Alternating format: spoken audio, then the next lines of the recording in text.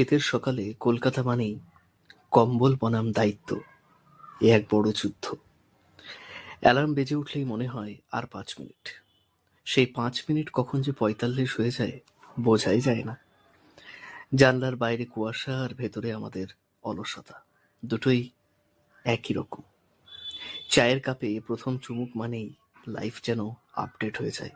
হ্যাঁ, আজ থেকে ডায়েট শুরু। কিন্তু আবার দ্বিতীয় চুমুকেই সেটা ভেঙে যায়। কারণ শীতের সকালে বিস্কিট না থাকলে চা কেমন যেন অপমানিত হয়। রাস্তায় বেরোলেই দেখি কলকাতা যেন ফুল ফর্মে। কেউ সোয়েটার পরে ঘেমে যাচ্ছে, কেউ আবার শাল গায়ে এমনভাবে জড়িয়ে রেখেছে যেন উত্তর মেরুতে যাচ্ছে। বাসে জানলার কাছে শিশির জমে, আর আমরা সেখানে আঙুল দিয়ে আঁকি পুরনো প্রেমের নাম বা নতুন ওয়াইফাই পাসওয়ার্ড।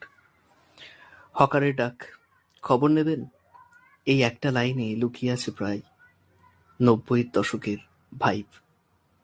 কলেজ স্ট্রিটে বইয়ের গন্ধে মিশে থাকে ক্যাফের কফি, আর ফ্রিল্যান্সারদের ডেডলাইন প্যানিক।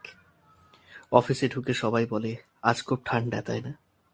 এই কথাটাই শীতের আনঅফিসিয়াল আইস ব্রেকার।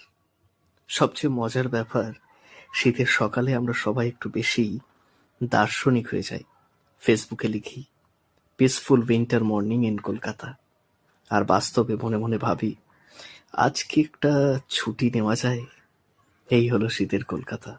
নস্টালজিয়া, চা, অলসতা আর হালকা হাসির মিশেল।